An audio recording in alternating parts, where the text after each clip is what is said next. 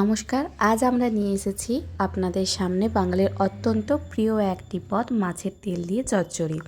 Fresh মাছের তেল, আলু, বেগুন আর শিম দিয়ে এই যে চচ্চড়িটি, এটি গরম ভাতের সাথে জাস্ট জমে যায়।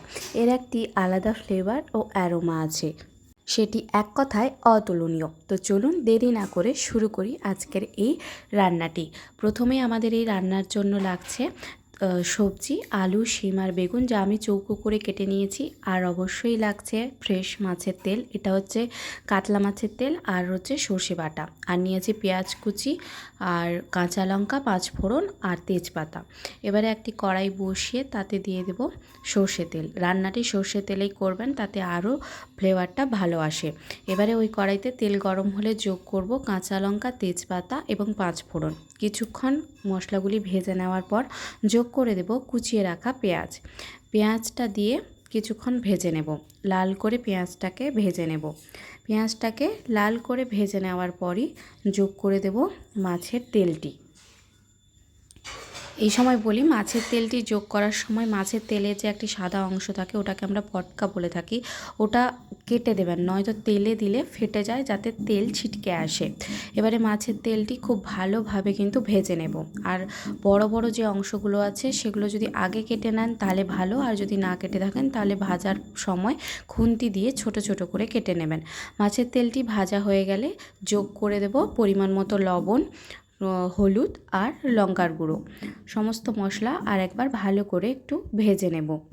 মশলাগুলি ভাজা হয়ে গেলেই যোগ করে দেব আমাদের কেটে রাখা সবজিগুলো আমি একটা জায়গায় নিয়ে ভালো করে ধুয়ে নিয়েছিলাম।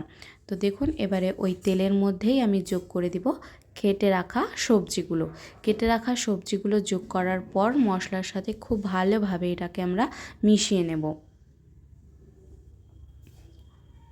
মশলার সাথে ভালোভাবে সবজিগুলো মেশানো হয়ে গেলে ঢাকা দিয়ে লো ফ্লেমে 5 মিনিট মতো এটাকে আমরা রান্না করে দেব। এখন কিন্তু জল দেব না, এই নিজের জলেই কিন্তু এটা 90% মতো সেদ্ধ হয়ে যাবে। তো 5 মিনিট পর আবারও একবার ঢাকনা খুলে আরেকবার ভালোভাবে নাড়াচাড়া করে নেব।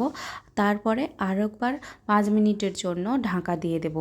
এইভাবে 5 মিনিট করে দুবার মতো ঢাকা দিয়ে যতক্ষণ না ওর সবজি থেকে যে জল বেরাচ্ছে, জলটা শুকিয়ে আসছে, ততক্ষণ কিন্তু এইভাবে ঢাকা দিয়ে মাঝখানে ঢাকা খুলে এভাবে নাড়াচাড়া করতে হবে।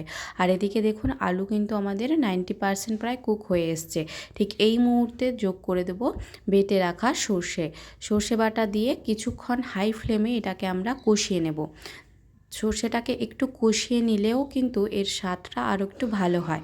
তাই সর্ষে বাটা দেওয়ার পর একটু কষিয়ে নিয়ে তারপরেই যোগ করে দেব হাফ কাপ মতো জল। বেশি জল দেওয়ার দরকার নেই, যেহেতু সবজিগুলো প্রায় সেদ্ধই হয়ে গেছে, তাই হাফ কাপ মতো জল দিয়ে কিছুক্ষণ ঢাকা দিয়ে আরও মিডিয়াম ফ্লেমে 5 মিনিট মতো রান্না করে নিলেই কিন্তু তৈরি হয়ে যাবে আমাদের মাছের তেল দিয়ে চচ্চড়ি।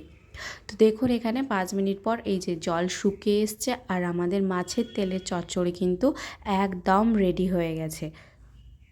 এবারে খুন্তির সাহায্যে খুব ভালোভাবে চচ্চড়িটাকে ভালো করে একটু ম্যাশ করে নিতে হবে। পুরোপুরি ভালো ম্যাশ করার দরকার নেই, একটু হালকা ম্যাশ করলে কিন্তু হয়ে যায়।